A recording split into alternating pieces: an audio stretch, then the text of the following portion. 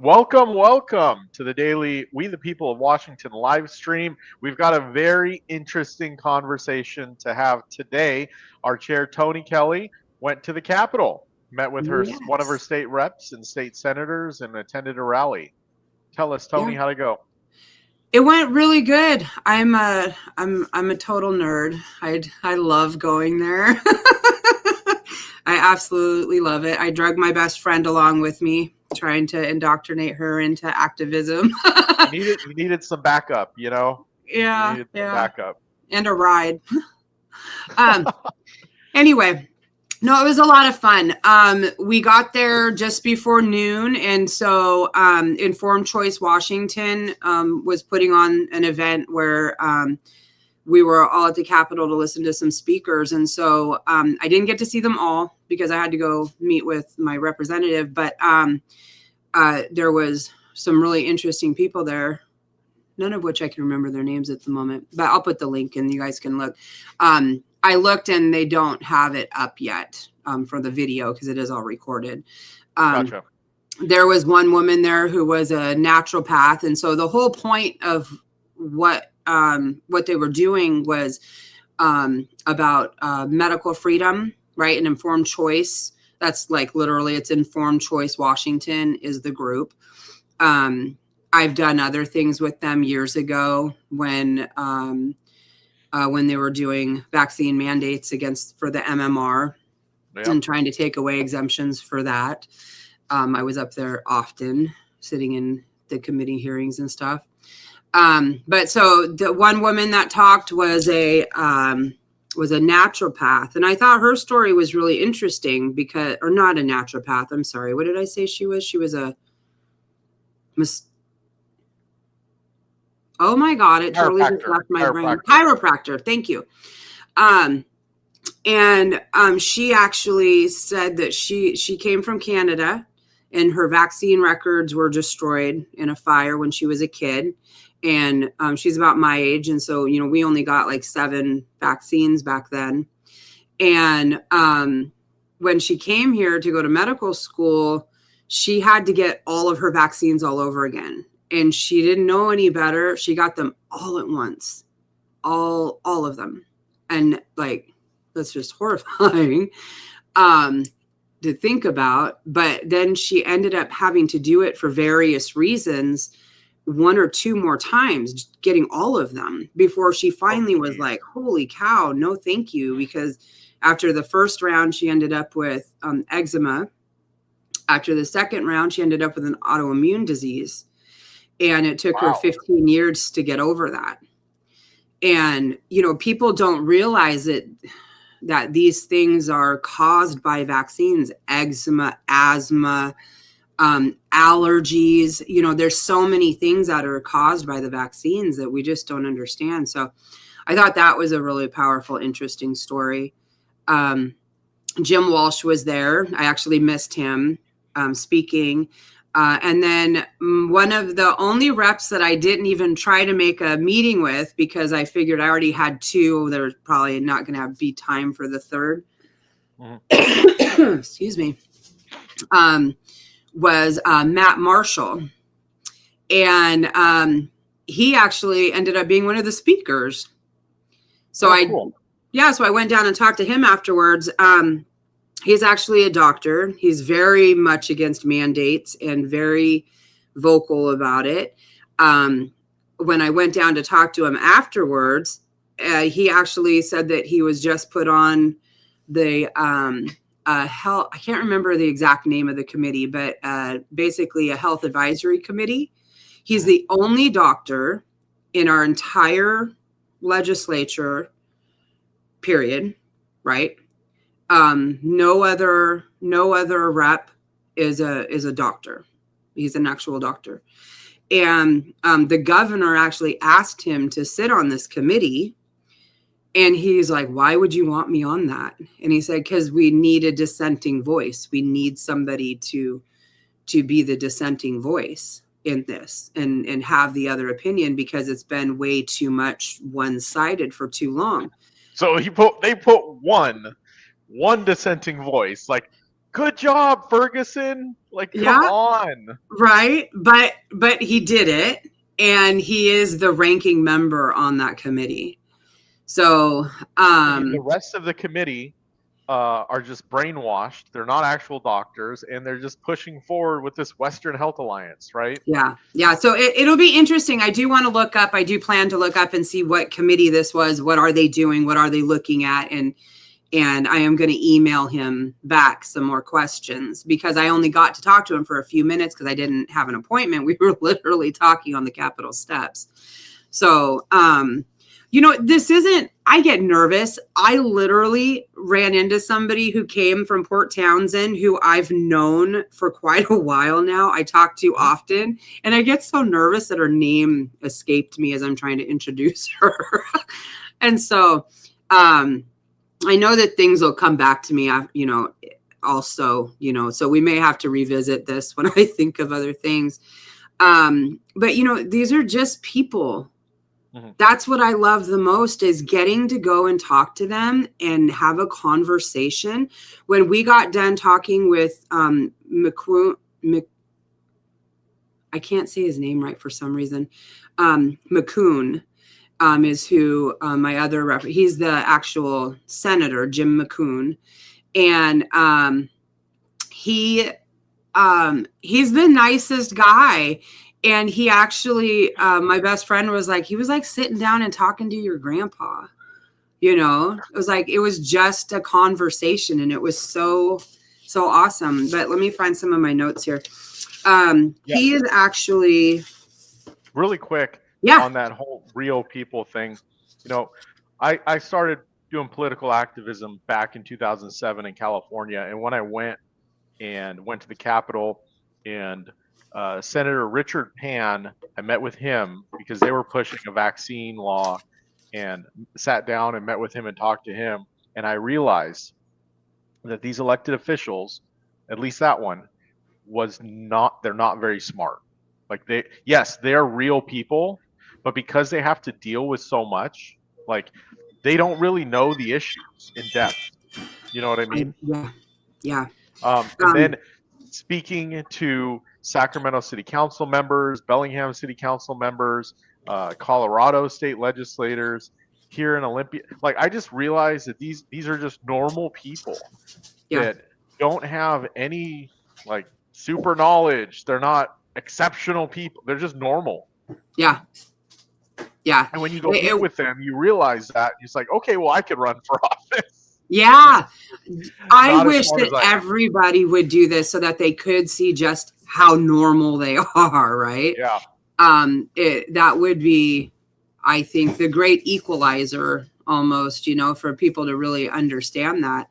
When we sat down with, and I was talking, I expected, because of course I've never done this before, I was going to mention a bill, and I'm really glad for myself. I made notes about what each of the bills were that I wanted to ask them, right?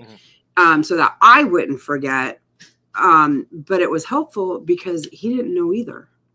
Like he knew about some of the bills, but of course, session has also just started, and so they haven't necessarily digged into them and to understand them. And I don't know how much they dig into them to understand them. Mm-hmm. It almost seems to me like they basically get an overview of it. And if it's something that they're passionate about, they may dig into it more to see if they really want to support it or not. Yeah, and then most of the legislators, they just get told how to vote by party leadership, and this is what we stand for, and this is how you're going to vote on this one, and then they go with that. And rarely you have a dissenting opinion from someone in that party, Right. And you see the sponsors and co-sponsors of a bill, and a lot of times it's just Democrats as sponsors and co-sponsors, or Republicans as sponsors and co-sponsors. So then if it's a Democrat bill, Democrat leadership tells all of their people to vote for this bill, like the constitutional sheriff bill that's coming down the pipe. And it's written by Democrats, sponsored by Democrats. And because we live in a Democrat supermajority state, it's probably going to go through without a vote of the people. And it's unfortunate. Very. Yeah. We did talk about that one quite a bit, because there are more bills related to it that we haven't even touched on. So these are not the only two bills. The bills in the House and the Senate. The Senate one is for the AG to be able to sue the offices that they work in. Oh, I know what the other one is. Let me just get that out so I don't forget.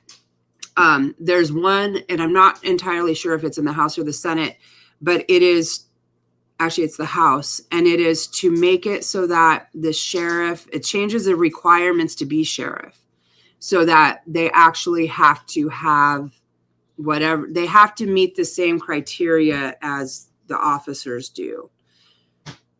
I don't like that one either. So my sheriff here in Pacific County, he has no law enforcement background. He was in the Coast Guard, right?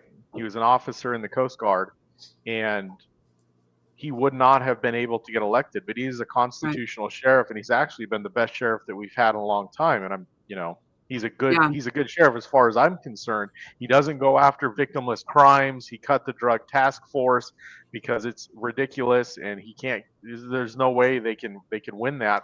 And then instead he's focusing that money from the drug task force into actual crimes with a victim, putting money into detectives and the deputies going out and actually, if there's a break-in, that they are actually trying to figure out who did it.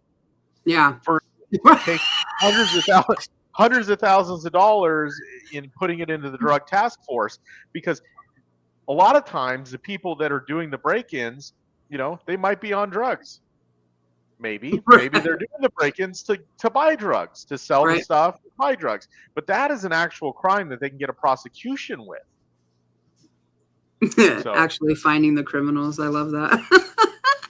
Yeah, well, and I think if I understood correctly, and this one I obviously haven't had time to look into it, but if I understand it correctly, it's not that they could not be elected still. It would be that they would just be a figurehead. If they do not have that, so he would not be able to act as law enforcement. I don't exactly understand it, but we should definitely look into that one. And I think that there's one other one that has to do with the sheriff. So they're trying really hard to push back on that because it's their last line of defense. They cannot have a sheriff who's going to step on their toes with that West Coast Health Alliance. Like, that's what I see all of this playing into. Like, everything I've talked about with them, to me, all very much relates to the West Coast Health Alliance and our future in this state. Yep. So that was interesting. And I asked my friend, I said, what is the most interesting thing that you heard today? Because she's never even been to the Capitol, God love her. That's okay. Yeah. Yeah, no, it never occurred to me. I was so excited to go with my son on his field trip. I'm such a nerd. Anyway, and so I asked her, and she said that it was really interesting to hear them talk about Republicans as basically there's no hope. There's no way being a Republican in our state, it doesn't matter. It makes no difference. They have no power. And it was interesting to hear them actually saying that. And so I'm like, so what can we do as constituents to actually make a difference? And, there's always, you go in on these bills and you give your opinion, pro or con, and you can make statements on them. But things like this, actually calling them, making an appointment, sending them an email, these are the things that they really pay attention to. And showing up, being active. And that doesn't mean that you make this your life. It just means these bills that we know people do not agree with. We know that the majority of the state does not agree with this, but the centralized cities are the ones who are voting these things in. They are the ones who control everything. And if we don't start stepping up and actually making our voices heard, not just voting every year or every other year or every 4 years, which the majority of people do, but actually stepping up and taking part and giving a shit. Yeah. That is the only way that things are going to change. The Republicans have no hope, and they know it. I heard that repeatedly today. And you can see that it is in Facebook groups, in the Common Sense Washington and the Republican Facebook groups. There's not a lot of hope about this state and what's happening, and it's going to take a third party, We the People Party, running in some of these districts against these ultra authoritarian, candidates. And I'm not saying that Republicans don't have their fair share of authoritarian, legislators either, but at least most of the Republicans in the state are for medical freedom. They want to reduce the tax burden. They want to free up the market. Whereas, you see Bob Ferguson saying that he's going to send checks to small businesses, like stimulus checks to small business. Did you see that? No. Oh yeah, but he's going to help small businesses by sending them checks.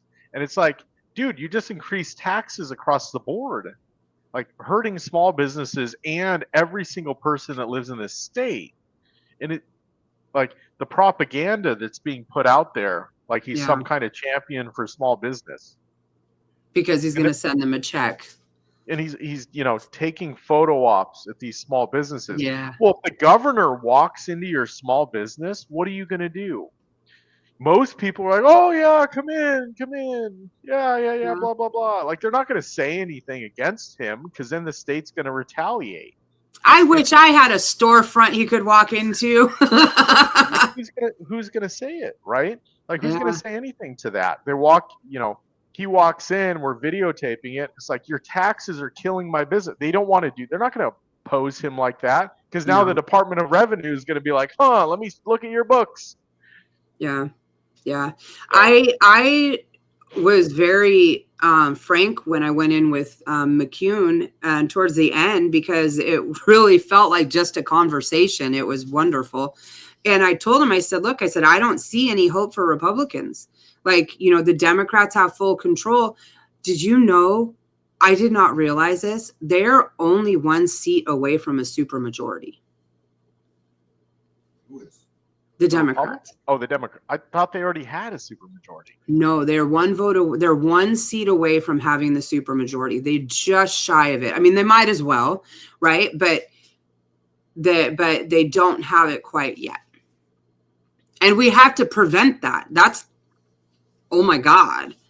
Then there's no going backwards from that. Like some of this crap that they want to put through is insane. I'll tell you, when I talked so I didn't get to go in and talk to Andrew Barkus. I ended up talking with his legislative assistant, Caden, and I love that guy. Oh my God, he was so great. But when I talked to him, he got really excited. He's actually the only one that I brought up We the People with. And because I didn't feel like it was necessarily appropriate, because I did want to go in as a constituent and I wanted them to answer my questions. So I didn't want them to think I had some other agenda, because I didn't. This was for my benefit. But talking to him, he got excited when I brought up We the People. And he was excited that he wasn't talking to somebody who wanted to yell at him over tariffs, that they have no control over, because people don't understand. And I told him, I said, look, our biggest thing is that we want to educate people. We want people to understand. Like, I don't have a problem supporting a Republican. I mean, I would go as far as to support a Democrat who didn't have their head so far up their hiney. But I would fully support a Republican who stands for what I believe in. I mean, I clearly voted for these guys, right? And so I'm happy to see them in. I just didn't realize that they got in. Isn't that stupid? Like, that's how little I pay attention to things, because I did not understand how important it really is. So when I told him, like, our whole goal really is education, because the reason why that even came up is because we started talking about what people don't know and how much they don't understand. And he started talking about, like, the phone calls that he gets from people on tariffs, because they think that our state legislators have something to do with it. And they're like, so he fights and argues with people constantly because they don't even understand the difference between the state and the federal. Yeah. I mean, so we have a long way to go to educate people. And we have to remember that, I think, with everything that we're doing, because I'm sure that even some of the things that we talk about, and my level of understanding is not up here for everything, right? I'm researching the hell out of everything constantly because I do not know a lot of it. And so that's why I try to ask questions that piss everybody off and try to bring up things so that people can see it from a different view. Yeah. So the issue with tariffs, right? If you look at it, there's tariffs for the entire country, the same price. Well, why are our gas prices in Washington so much higher than everywhere else? Why are food prices so much higher than everywhere else? Cost of living so much higher than everywhere else? If it was because of the tariffs, shouldn't it be equal to everyone else, right? Yeah. So it's obviously there's something going on in Washington State with the tax structure and the permitting and everything else, and L&I and B&O taxes. So yeah. When, we need to, we're talking about bills that we don't support, but we really need to be looking at things that we can support as well. So, sure. You brought up the ferries. So Andrew Barkus, we've talked about ferries before, and Andrew Barkus is actually on the transportation committee. Little creatures in the forest that. So the ferry system that the big boats that everybody the boats. My bad. that everybody takes across the water to get to one island or the other or whatever. Our ferry system is broken and depleted, and they're trying to solve it with these electric boats that are not working. And so Andrew Barkus has a fantastic idea that he's trying to research right now so that he can bring it to the committee. And what he wants to do is there's new technology around the fuel and the way that the fuel is used in the ships and things like that. And so it would save us money. I guess the budget for the fuel cost is horrendous. Mm-hmm. If we can save money on fuel cost, we can turn that money over to use to fix what is wrong instead of raising taxes. Love that idea. Yeah. Right? Exactly. Fantastic, kind of outside of the box compared to what we're used to seeing. Common sense to me, when I have a problem, I look at where I can cut, and so that I can use that money towards something else. Like, it's exactly what I do at home. Like, it makes sense. And so we need to be finding things like this and telling the other people that are on the committee that we support that. Yeah. So I have a truck, it's an eco diesel, right? It's like 30 miles to the gallon, big truck. And I get great fuel mileage, right? Because it's, newer technology. There's new technology out there, but these electric ferries that they're implementing and paying billions of dollars for, they keep breaking down. It's just not going to cut it. It just really isn't going to cut it. So I could see a hybrid as possibly being an option, but just pure electric, because then pure electric, there's no way to generate the energy on the boat. They got to plug it in. Yeah. Oops, I forgot to plug that in last night. How many times do you hear that around your house? I don't know. Let's see here. What were some of the other things? I haven't had a lot of time to put a lot of my thoughts together. So, yeah. It's okay. Let's see. We were taught, the fuel cost. That they have no power to make change. And then he gave me some tips, which I just started putting into chat to look at, like, surrounding the budget. And so he gave me some tips, and he said, this is where he got really excited. And I think it's because we are new and trying to do things different to educate people. He's like, you want to get people's attention? Talk about the taxes. Talk about the money and talk about the taxes and where the money's going and get people on that. He's like, that is what the only thing people care about. And he's not wrong, right? Because that's what we talk about. That kind of engulfs everything, is the budget and the taxes and all of that. So he gave me some suggestions on even how to use chat to help search for that, because I hadn't thought. I'm gonna assume that this was just a made up idea, but something about studies that are done, and I can't remember the one that he made a point to talk about, but studies that we pay for, ridiculous studies that we're sending out and getting paid, and who's getting that money, and why are we funding that? Why are we giving any money to those studies? Most of them are probably stupid and ridiculous, but we had to fund that study for some reason because some lobbyist came in and wanted to do that. I have about 1 million more questions. I could probably sit and talk to them all day long. I want to make appointments with every single one of them now. We'll get you a good body cam that you can take with you. Yeah. Make appointments with. I'd like to hear some of the Democrat state reps. Yeah, that's exactly. Those are the worst ones because they're only doing it because they're being told. Right. And I was looking at my congressional one, and the state senator. Okay, see, now here's something that I don't know, and I'm going to pray that this isn't a completely idiotic question, but let me get in here and let me share my screen. I know that we're there. I know that we're at about 5:30, but I want to. Yeah, that's okay. I want to show you something so that you can help me understand it. Okay. So here's my district, right? Mm-hmm. And here are all of my people. Share this. Here. There we go. Oh, sorry. Now it's on now we're good. Okay. Okay. So here are my guys, right? And so I know them. And then Representative Marilyn Strickland. Like, number one, I know that name.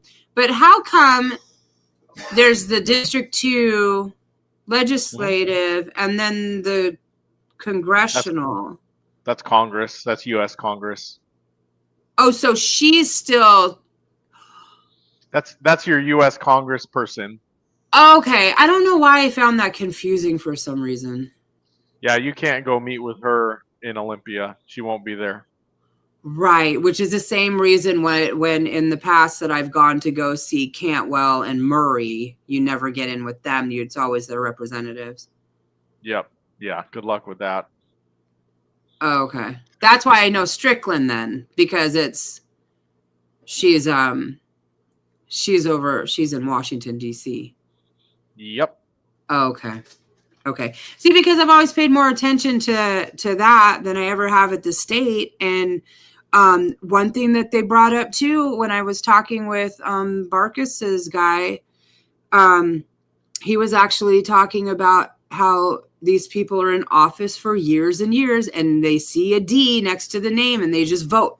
They got no idea what they're voting for, pissed off because nothing's working. I don't understand why nothing gets fixed. I don't understand why they're raising taxes and all these things, and everything's the same. And yet we're just voting for the D or the R. Mm-hmm. I don't know how you expect anything to change when you refuse to look in any other direction. Yeah, well, a lot of times they don't have any options. It usually just is the D or the R.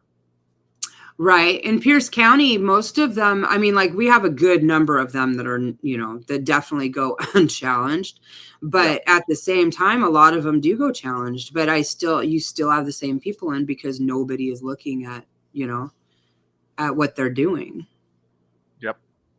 So, yeah, I think when I kind of get my thoughts together a little more, I'll see what else we've got. But I really wanted it really gives me a lot of incentive to want to dig into the budget, like to see how excited he was, you know, to see what we might find. I thought was pretty funny.